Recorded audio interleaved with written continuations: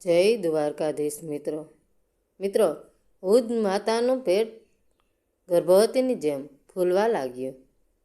બાળકો શરમથી પાણી થઈ ગયા. ડૉક્ટરે તપાસ કરી તો સામે આવ્યું 40 વર્ષ જૂનું ભયાનક રહસ્ય. મિત્રો, વૃદ્ધ માનું પેટ એટલું મોટું થઈ રહ્યું હતું જાણે તે ગર્ભવતી હોય. બાળકો તેને તપાસ માટે લઈ જતા શરમ અનુભવતા હતા અને ડૉક્ટરે પેટમાંથી જે વસ્તુ કાઢી તે જોઈને આખો પરિવાર સ્તબ્ધ થઈ ગયો. એક વૃદ્ધ માતા અને તેના પેટમાં દબાયેલું 40 વર્ષ જૂનું રહસ્ય. બિહાર રાજ્યના નદી કિનારે આવેલા એક નાનકડા ગામમાં લોકો ઘણીવાર કમલાદેવી વિશે વાતો કરતા હતા. 70 વર્ષથી વધુ ઉંમર, ઝૂકેલી કમર અને સફેદ વાળ. પરંતુ તેમનું હૃદય ધરતી જેવું ધીરજવાન હતું.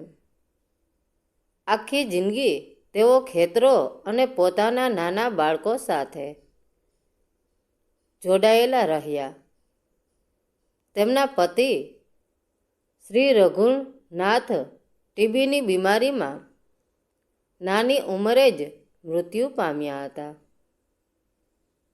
જેના કારણે માતા અને પિતા બંનેની જવાબદારીઓનો બોજ કમલાદેવી પર આવી ગયો હતો. ગામ લોકો તેમના સારા સ્વાસ્થ્ય અને મહેનતુ સ્વભાવના વખાણ કરતા અને તેમને ભાગ્યે જ કોઈએ બીમાર પડતા જોયા હતા. દરરોજ સવારે તેઓ મસાલા ચા બનાવતા માટે ચૂલો સળગાવવા વહેલા ઉઠી જતા. પછી શાકભાજી તોડવા માટે વાડીમાં જતા. ઘરમાં તેમના બાળકો અને પોત્રો પોત્રીઓ ઘણીવાર તેમને આરામ કરવા માટે કહેતા, પરંતુ તેઓ માત્ર હસીને કહેતા, જો હું ચૂપચાપ બેસી રહીશ તો મને તમારા પિતાની યાદ આવશે અને એ દુઃખ હું સહન નહીં કરી શકું. શરીરમાં અચાનક ફેરફાર, પરંતુ છેલ્લા કેટલાક વર્ષોમાં વિચિત્ર ઘટનાઓ બનવા લાગી. કમલાદેવીનું પેટ સતત મોટું થતું ગયું, જાણે કોઈ ગર્ભવતી મહિલાનું હોય તેમ. કડક અને ગોળ. શરૂઆતમાં તો એમણે ધ્યાન ન આપ્યું.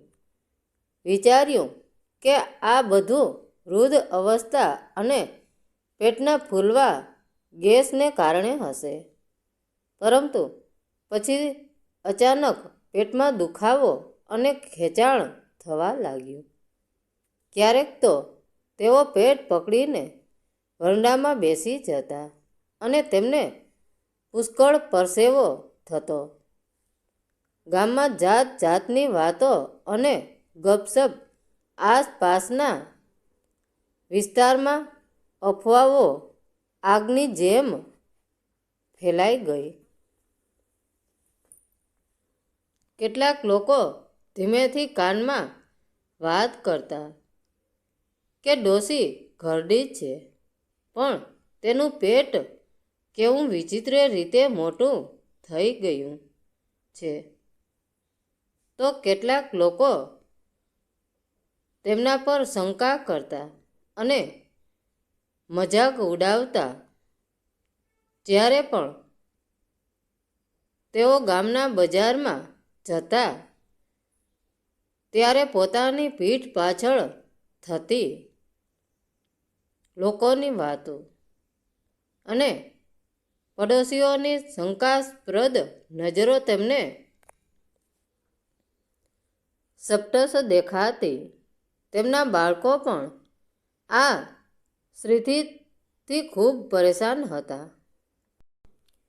તેમને પોતાની માતા પર દયા પણ આવતી હતી અને સાથે સાથે શરમ પણ.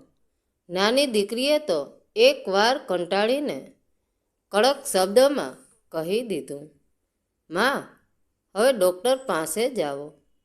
અમારાથી હવે લોકોની વાતો સહન નથી થતી." હોસ્પિટલના રૂમનું સત્ય. એક શિયાળાની સવારે જ્યારે કમલાદેવી આંગણામાં કચરો વાળી રહ્યા હતા, ત્યારે અચાનક તેમણે પેટ પકડી લીધું અને ત્યાં જ બેસી ગયા.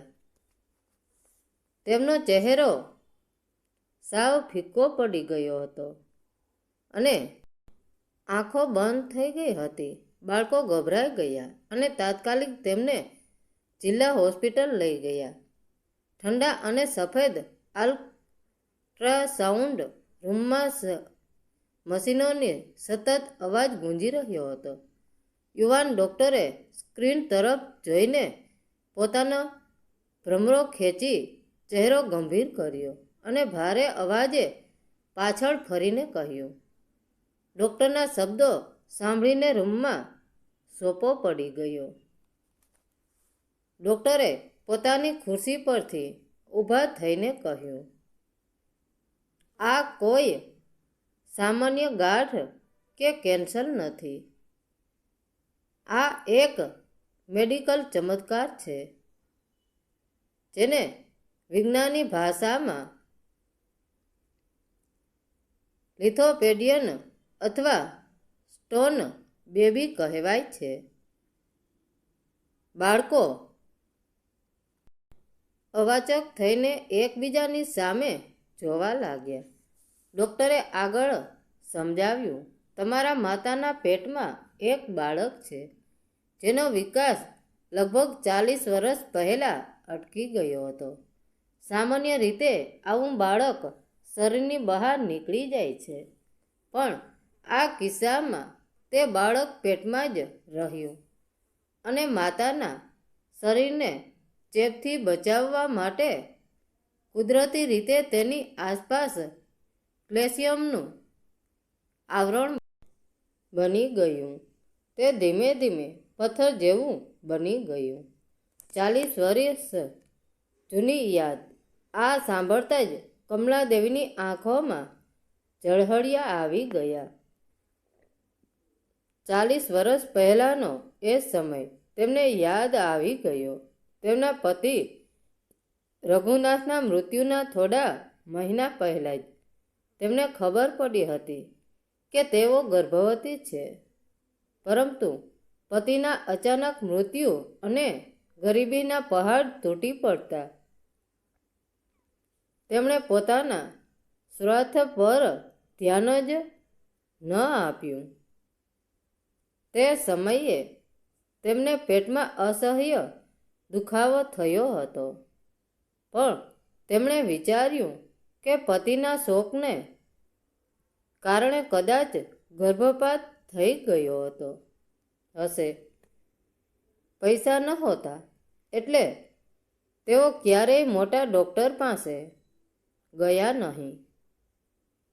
તેમણે તે દુખાવો ચૂપચાપ સહન કરી લીધો અને પોતાના જીવતા બાળકોને ઉછેરવામાં લાગી ગયા. તેમને ખબર જ નહોતી કે તેમના મૃત પતિની છેલ્લી નિશાની 40 વર્ષ સુધી તેમના શરીરમાં એક શાંત સમાધિ લઈને પડી હતી. પ્રાયશ્ચિતના આંસુ. આ સત્ય જાણીને હોસ્પિટલના કોરિડોરમાં તેમના બાળકો ધ્રુસકે ધ્રુસકે રડવા લાગ્યા. જે પેટને જોઈને તેમને શરમ આવતી હતી, જે માતાને તેઓ પેટ ફૂલેલી ડોસી ગણીને ટોણા મારતા હતા. તે માતાએ 40 વર્ષ સુધી એક મૃત ભજન વેઠ્યું હતું, માત્ર એટલા માટે કે તે સમયે જો તે ઓપરેશન કરાવવા જાત તો તેના જીવતા બાળકો ભૂખે મરી જાત. નાની દીકરી માના પગમાં પડી ગઈ. માં, અમને માફ કરી દે. અમે તારા ત્યાગને ક્યારેય સમજી ન શક્યા. અમે તારા શરીરને જોયું પણ તારા દુઃખને ન જોઈ શક્યા. ઓપરેશન અને મુક્તિ બીજાને દિવસે ડૉક્ટરની એક મોટી ટીમે જટિલ ઓપરેશન કર્યું. કમલાદેવીના પેટમાંથી લગભગ 4 કિલોનું પથ્થર જેવું થઈ ગયેલું ગર્ભ બહાર કાઢવામાં આવ્યું. જ્યારે ઓપરેશન પછી કમલાદેવી હોશમાં આવ્યા ત્યારે તેમને એક અલગ જ હળવાશ અનુભવાઈ. માત્ર શરીરનો ભાર ઓછો નહોતો થયો, પણ વર્ષો જૂનો એક છૂપો ભાર પણ ઉતરી ગયો હતો.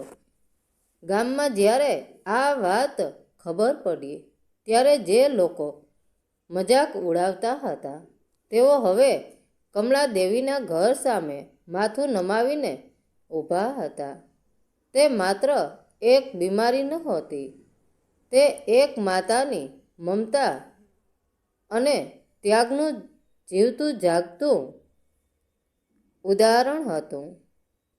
કમલાદેવી હવે સંપૂર્ણ સ્વસ્થ હતા, પણ હવે જ્યારે તે વંડામાં બેસતા ત્યારે કોઈ તેમની પીઠ પાછળ મજાક નહોતું કરતું. હવે કોઈ કહેતું, આ એ જ માં છે જેણે પોતાના બાળકો માટે પથ્થર પણ પેટમાં પચાવી લીધો હતો. મિત્રો, વાર્તા કેવી લાગી? સારી લાગી હોય તો કોમેન્ટ કરીને જરૂર જણાવજો. ધન્યવાદ મિત્રો. રાધે રાધે. જય દ્વારકાધીશ.